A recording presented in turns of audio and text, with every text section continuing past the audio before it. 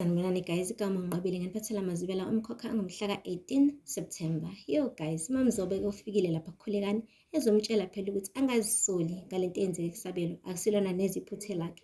Waphinde washo ukuthi kuzomele-ke azame ukuthi akhulume noSiphamandla bezama ukusebenzisana ukuze phela yonke lento le idlule ingaloku igcine isigqigqa ngisho inkantolo.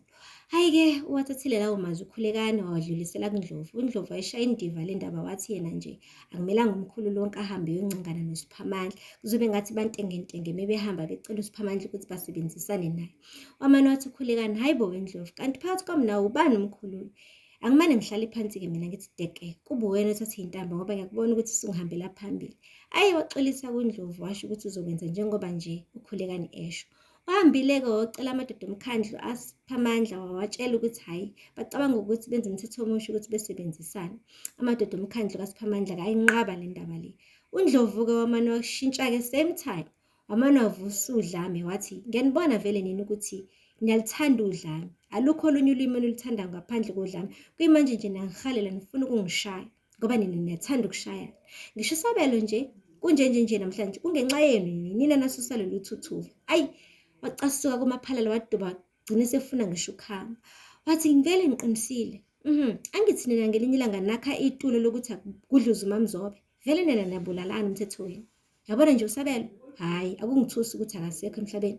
Yinina futhi imbangela yakho konke lokhu. Yo guys, uNdlovu waphiciza wazama ngey'nyawo ebhizi ebaqhoqhobele ngamazwi amadoda omkhandlu.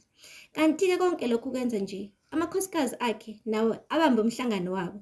UkaMadondo uyasho ukuthi uyamsola ukuthi uNdlovu uyena odala ukuthi kube khona le ncushuncushi yenzakala ngesikhathi akulo amadoda laphaya ethempelini. Uyasho ukuthi hayi bo seke kwaxatshana kodwa akaze kuxatshane kanje. Ubani wake wathi akulethwe ikhali esontweni? Ubuza lokhu kaMadondo. Wathi ngeke, uNdlovu ngathi unesandla kule nto le. Usethi uMakhoza hayi bo, kwesinye isikhathi izinto uma uyisolo boyigcina enhliziyweni yakho ungayikhulumi ngoba segcina sesikhishwa ngisho kuleli kokombana lalo muzi sihlala kuwona. Uyasho kodwa uMadondo ukuthi kwaze kwaqondana bo. uNdlovu uyena obekade ebhizi eyiqhalaqhala laphaya ngesikhathi kuliwe. Sikabe sikukhoniza gile iqhamukayo kuze kufa abantu.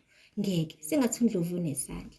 Sazi-ke noma iy'nsolo zankosikazi wakhe-ke ziyiqiniso wena, kodwa judging from indlela ekutha ngayo uNdlovu, ngaso sonke isikhathi nje mekukhona nje ungazwani, umane efuna ukufaka upetrol, umlilo ubhebhetheke kakhulu. Yo guys, asazi ukuthi iyozala nkomoni. Mekuwukuthi uNdlovu ngampela usayinsila kaKhulekani, hhayi ukuthula angiboni kusazoba khona. Phela lapho-ke guys amazwibela namhlanje umkhokha, ningakhohlwa ukusubscribe and like and comment. Until next time, bye.